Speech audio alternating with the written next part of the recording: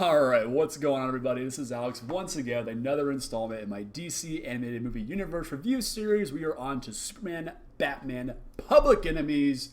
Even wearing the Batman shirt today to make it nice and official because why not? Now, full disclosure, I actually forgot about this movie. Not in that I was going to not record this review, but I forgot to do it when it should have been done originally. Chronologically, this comes out after Green Lantern First Flight, so I should have recorded a few weeks ago, but that's not the point. Let's dig into Public Enemies.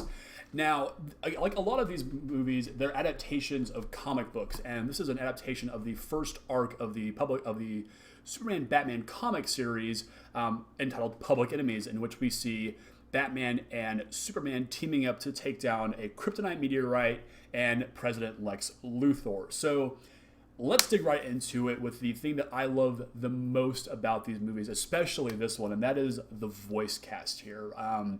We'll get to the big three, but I do want to bring a special note to CCH Pounder, who voices Amanda Waller, not throwing any shade to Viola Davis, who played her in Suicide Squad, but to me, Pounder's voice is the voice of Amanda Waller. I loved her. Every time she shows up in the Justice League and Justice League Unlimited cartoon, her voice and her performance is just so impactful, I think. We also have Allison Mack, who played Chloe in Smallville as Power Girl. I'll level my thoughts on Power Girl here in a minute. Also, LeVar Burton shows up in this to give one line as Black Lightning, so that's always fun because who doesn't love Geordie and Reading Rainbow? Also, Black Lightning getting his own series on the CW here in the next couple of months because reasons. Luke Cage, that's why. Anyway, so the three big heavy hitters, and that's an understatement if you ask me. Kevin Conroy reprising the voice of Batman. Tim Daly reprising the voice of Clark Kent Superman, and also Clancy Brown as Lex Luthor. If you grew up in the 90s or remember watching the Batman and Superman animated series from the 90s, you will hear those voices and immediately just get nostalgia tripped. It's like, that's what this movie is for me. It is a massive nostalgia trip. And hearing those voices again just took me back to being 7 years old and watching these shows Saturday morning and just, oh my gosh. I back then, I can't remember a time where I really kind of associated that these two characters, Batman and Superman, actually were on the same team until I saw the 1997 crossover episodes, World's Finest, where they actually do meet for the first time in the series and team up and take down the Joker and Lex Luthor. And just like, I love seeing, ensemble movies like, all of the Justice League ones that we've reviewed so far, but getting to see the two characters that I most associate with my childhood as far as superheroes go, like I said, it's a nostalgia trip. So I'll gush a little bit more on that later, but let's dig into the plot. Sometime in the near future, the country, the U.S., has hit some economic trouble. Massive nationwide depression, and Lex Luthor makes a bid for the presidency and pulls it off somehow. And under his leadership, the economy begins to thrive, and under his platform, he decides that he needs to basically protect the nation and the world at large from the threats already here, which are in his mind the superheroes, the freaks and weirdos, as he refers to them. And so to sort of combat the threats at home, he assembles a team of Captain Atom, Katana, Black Lightning, Power Girl, Starfire, and Major Force to sort of be his own little Justice League, if you will. And of course, Batman and Superman are already like, something's not right here. So it's revealed that a kryptonite meteorite, I love how that rhymes, is hurtling towards the planet and is going to destroy the planet if something isn't done. Lex Luthor's like, nah, we don't need Superman. We don't need anyone to save us because I got these missiles right here, right? I'm going to shoot them up there. They're going to blow it up. It's going to be fine. Of course, Amanda Waller and most of the rest of his cabinet are like, hey, you should probably meet with Superman just in case. So he does. They meet up. Superman's already, not buying any of it. And he turns out that his hunch is right when it's revealed that one of Lex Luthor's bodyguards is Metallo, who is, of course, a cyborg who is powered by a kryptonite battery. and the two of them start fighting, and Metallo's just beating the crap out of him. The fight continues into a graveyard in which Batman, miraculously swings in and, is throwing the batarangs and the explosives and is trying to keep Metallo away from Superman, but it's just not working because Metallo is just by and large more powerful than both of them combined even, and manages to gain a massive advantage when, after Batman knocks a piece of the kryptonite battery off the batarang, he can shapeshift in this movie. I'm not really sure why, but it's cool to see it happen. He uses his hand and makes a gun and uses the kryptonite shard as a bullet and just caps Superman in the chest and knocks them both into a grave and buries him alive. At that point, he's walking away. There's a really strange moment where, after having a car drop on him and exploding, his pants are still intact, which I thought was kind of random. I don't know why, but he's walking away and his hands in his pockets. So that was just kind of funny to see that. And somebody appears in front of him, and Metallo just goes, "Oh, it's you." And that's where the scene stops, because we're focused down to Superman and Batman, who are, underground, and, they're not in a great shape. And Batman's like, "Hey, the sewer system is built underneath the cemetery. So if you let me blow a hole in the ground, maybe we can get down there." And so he does, and they survive the fall, in which we see them sort of trekking through the sewer, trying to get to the Batcave. All the meanwhile, Lex Luthor has made a nationwide announcement, a presidential address, that Superman has killed Metallo, and is showing some footage from the fight that happened. And his reasoning is that, according to his scientists, the kryptonite meteorite is having an effect on Superman's mental capacities, and his judgment has been impaired. And so he's like, you know what? We can't have this. So I'm placing a $1 billion bounty on Superman's head. And of course, who wouldn't want to go after that? So we'll get to that in a minute. Batman and Superman make it to the Batcave. They get patched up, and they decide to go to Star Labs and try and find some information on the meteorites, hopefully stop it, because they keep referring to somebody who can help. And we'll find out who that is in a little bit. They also discover the remains of Metallo's body, and they're discovered by some guards, and they fly away. And while they're trying to escape, Black Banshee, I think it's just Banshee, attacks them. And at this point, we get a really great fight scene between, and I have a list here, Shiva, Mongol, Atomic Skull, Deadshot, Nightshade, Captain Cold, Killer Frost, Grodd, King Shark, Cheetah, Copperhead, Mr. Freeze, Banshee, Giganta, Bane, Black Manta, Grundy, and about 7 other villains that I didn't even recognize. But it's so cool to see Batman and Superman fighting these guys. Of course, we're getting to see, the more tactical side. Again, Batman's, got his gizmos out. He's taken, just like the more methodic sort of, martial arts that he does is just disabling these guys left and right. And it's just so cool to watch these two fight. And I absolutely loved it. Before they're able to take out the rest of the villains, Captain Atom and the rest of his squad show up. They have some back and forth. They're like, I have a warrant for your arrest, Superman. You're coming with me. And at this point, Power Girl actually steps in and is like, "Whoa, watch out," before Captain M is able to blast him with radiation. And at that point, they realize maybe Power Girl's allegiances are not completely with Luthor. So they kind of starts creating this rift here. They manage to escape, and they escape to Metropolis, but are immediately caught up by Captain M and the rest of the squad.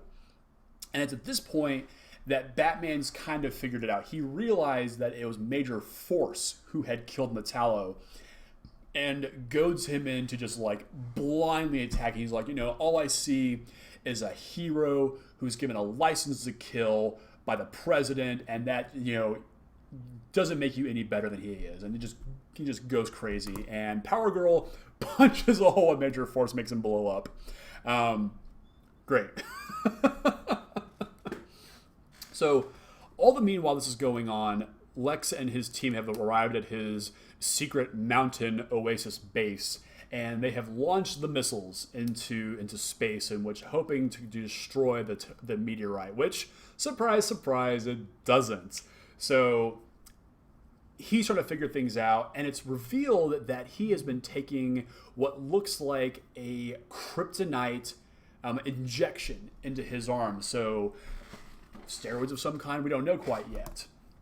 And they're trying to figure out, what's the next step in our plan, more missiles, what's it going to be before this meteorite crashes in.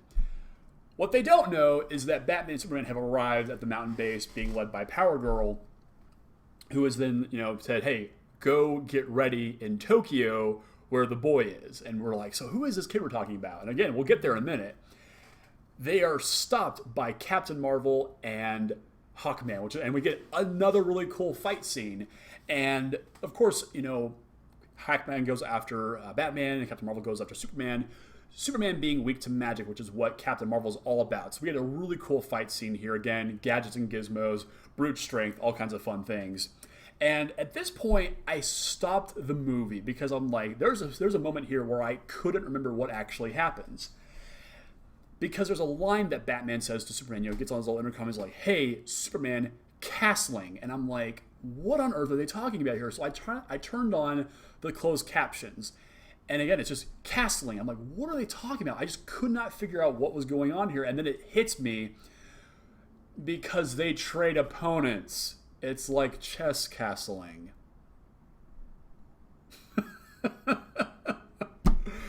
So anyway, they managed to beat Marvel and Hawkman. They break into the compound dressed up as Captain Marvel and Hawkman, which is just all kinds of adorable.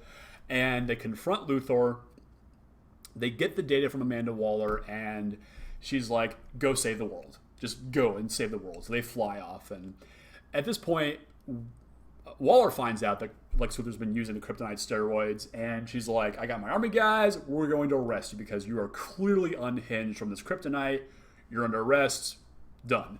He fights back and dons his iconic purple and green Megazord power armor thing and tears off after Batman and Superman, who have made it to Tokyo and encounter this universe's version of the Toyman, who from the original cartoon series is this creepy guy in a sweater vest and has a doll head on him. And as a child, that thing terrified me. So glad to see it's this little 13-year-old boy instead, who made the mistake of becoming a Power Girl wearing X-ray glasses. Because if you know Power Girl and her design aesthetic, you know that she has a window where her costume does not cover. So anyway, so they arrive. They're like, all right, here's the data. Let's get this rocket that you've got into space to blow up the meteorite, and we'll save the world. They walk into Toyman's hangar. The boy's name is Hero here.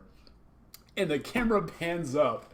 And Toyman's just like, yeah, I built this based on a design I had 7 years ago when I was doing some serious hero worship. And the rocket is one half Batman, one half Superman, like down the middle. And it's actually a reference to a character from the comics, Composite Superman, who has the powers of both of them combined, and I think a couple other heroes. And Batman's just like, whoa. Like, it's hysterical. All the meanwhile, Lex Luthor has caught up, takes out Power Girl, destroys the guidance system, which means now the rocket must be flown manually. Batman decides, I got this, and escapes in the rocket.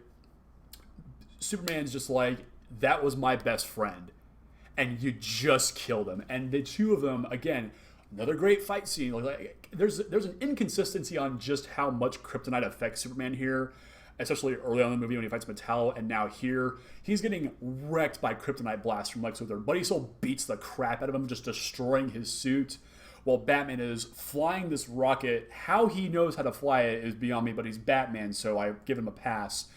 And he crushes it into the meteorite and destroys it, like massive explosion. Superman has been chasing Lex Luthor back to American soil for one more confrontation. The explosion goes off, parallel to the time, and he's just like, that you took him out, and he's about to kill him, but Adam and his team show up, and they're like, hey, let's let the courts deal with him. He's already messed up. They're going to put him in jail, and Superman's just like, you took out my best friend. He then finds out from Toyman that there's a chance he survived, Batman did, and so he flies up into space, and discovers that he is in an escape pod that is the Batman insignia with a Superman symbol on the bottom of it. So it's like, of course. And so, he smiles on his face and he brings back to Earth. Of course, they arrest Lex Luthor, and all is happy again. Happily ever after. And that's the plot of Public Enemies here. If I can gripe about it a little bit here really quickly, the story is overly simplistic. There's not a whole lot to it. And I really wish that if they had flushed out a little bit more of the character motivation here, obviously that would have made things a little bit better. But, for 60 minutes, I can't complain too much. But I would have liked to have seen them flush out what Luthor said to the heroes that he teamed up with to get them to switch sides. Especially Power Girl, who is, being a version of Supergirl, is Superman's cousin in one way or another. So I would have liked to have seen, how did Lex Luthor convince him to switch sides? But those are minor nitpicks because my praises for this movie are far and above any complaints I have for it. The art style, for one. Everybody is just the detail. There's not a ton of detail because it's all it's a relatively simplistic art style, but so many just hard black heavy lines showing all the details, every muscle, every ab, every bicep is completely defined, and it looks a little cartoonish, but not to the point where it's overdone. But it's just very impactful, very, very striking, very vibrant in its design, and I absolutely love that. The fight scenes again are just really, really great. Getting to see again the tactical side of Batman and the more brute strength side of Superman, and the way that they kind of counterplay each other and help each other out. Again, the voice talent, I cannot praise the fact that it's Conroy, Brown, and Daly using these voices again, because again, it's a total nostalgia trip for me hearing these voices again. The music is just so bombastic. DC and the team that makes these movies has this, common theme that they like to write a theme and use it every single time something dramatic happens. And it gets a little stale, but the one in this movie is just so bombastic and powerful that you just can't, you get hyped when you hear it. Whenever you see something exciting happen, or, some moment of heroism, it's coming, and there's the theme, and it's great. I love it. The bit that sells it the most for me, and I cannot discount this enough, and part of it has to do with the voice talent, and it's the banter and the bromance relationship between Superman and Batman in this movie. And I kind of wish maybe at some point we'll get a movie that is just about the two of them and their relationship, that's framing around some of their adventures. They fight a villain here, save a city here, but it's mostly about their relationship, because the two of them are just so polar opposites to each other, but their end game is the same. It's just their approach is very, very different. Even the way they fight crime is very, very different. But the rapport that Daly and Conroy have built over the years of working together as the actors for these characters really comes through, and there's all this great banter when they're crawling through the sewers trying to get to the Batcave after the fight with Metallo. There's a moment where Superman is just saying, hey, I was thinking about Magpie the other day, and Batman's like, I'm pretty sure she's dead, and Superman's just like, oh man, that's rough, whatever happened to all the good villains? And Batman just looks at him and goes, Clark, what the hell is a good villain? And just little things like that, when they're facing down the army of villains, Batman says, hey, you need to get out of here, they're after you. And Superman just says, nah, I'll stick around and help you out. Batman replies, hey, it's your funeral. Superman with a smirk says, already had one.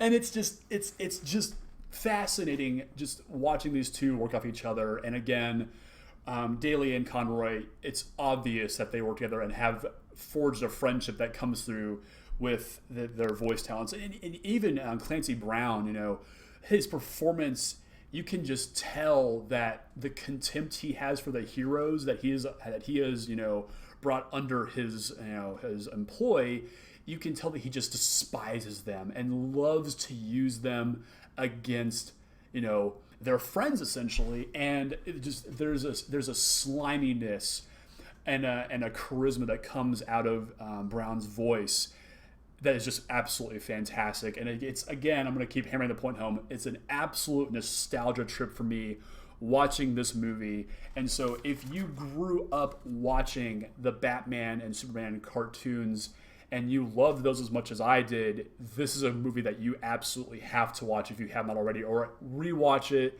It is an absolute, just fun time seeing these two characters team up and just do what they do. I can't recommend it enough. Absolutely, absolutely fantastic. Now, next week, we get to do the sequel to this one. We're on to Superman Batman Apocalypse. So that's going to be really fun to check out there. Also, my birthday is coming up in a couple weeks, and so I want to do a special review for that week. And so with the passing of Adam West, I think I know what I'm going to talk about. And I haven't actually watched this one yet, so I'm pretty excited to do that. So check that. So be sure to check that out the week of July 3rd. That's coming out to you guys. So hope you guys enjoy that when I put it out. So thank you so much for watching, everybody. Of course, if you have a favorite moment in this movie, or if there's another DC property like me to review and talk about, let me know down in the comments. Of course, don't forget to like, share, and subscribe, and check out all the other things that I've been doing on the channel over here. I'm having a ton of fun reminiscing about these movies I watched, growing up through the years, and it's cool to kind of watch them again with a more grown-up eye to more of the details and things like that, the things I missed out the first time around. So, thank you so much for watching, everybody. Next week, it is the Apocalypse, and I'll see you guys then. Have a great week.